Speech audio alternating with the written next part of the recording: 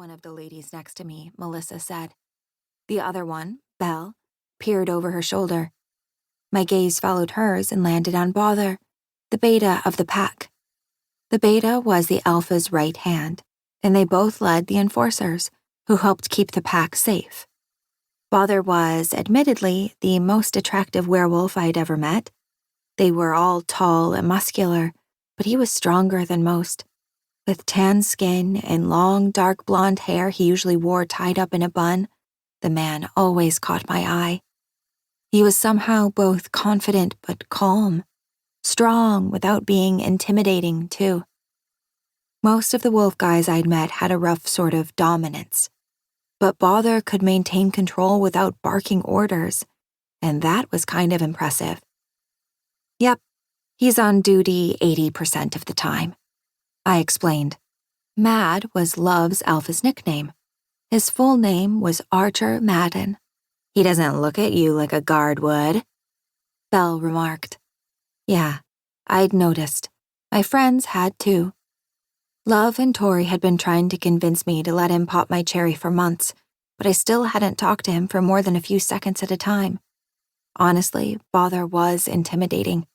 All that sex appeal was a lot. Having a one-on-one conversation with a man that gorgeous still seemed like a risk. Sleeping with him?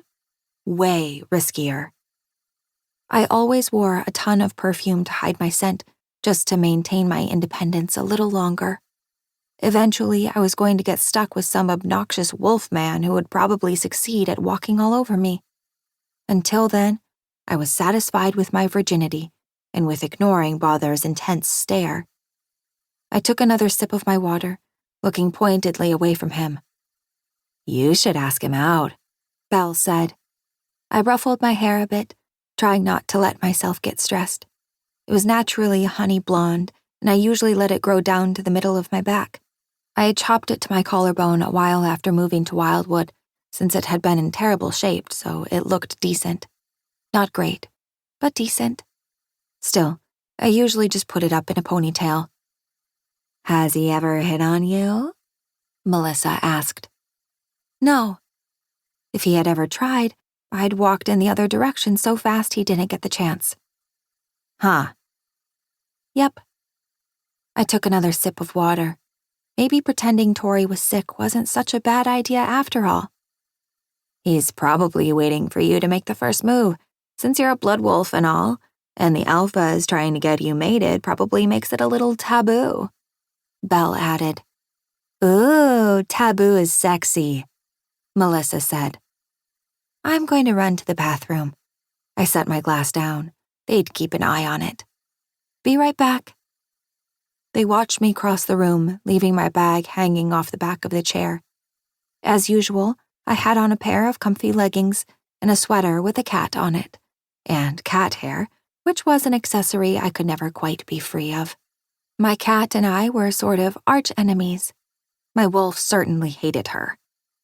I locked the door to the ladies' room behind me and spent a solid 5 minutes panic scrolling on social media. I hoped it would reduce the uncertainty I'd started to feel about Bauer. It didn't. And it felt too weird to stay in the bathroom any longer. So when my 5 minutes was up, I flushed the toilet like I had actually used it, then washed my hands for good measure. If someone was waiting out there, I didn't want them to realize I had been hiding. Was that weird? It was probably weird. I was feeling too panicky to care. So I stepped out of the bathroom and halted abruptly when I found a huge, beautiful man in front of me. I was average height for a woman, around 5'5", but he still towered over me by an entire foot. And holy shit, he was gorgeous. He smelled just as good as he looked, too. My wolf lifted her head in the strange space where one of us remained while the other was in control, but she didn't say anything, just studied him. His eyes moved down my face slowly. Hi, I blurted, not sure what else to say to Bauer. We hadn't had an actual conversation since I gave him a cookie a few months ago. That had been stupidly awkward. I had dropped crumbs on my boobs and he had totally checked them out.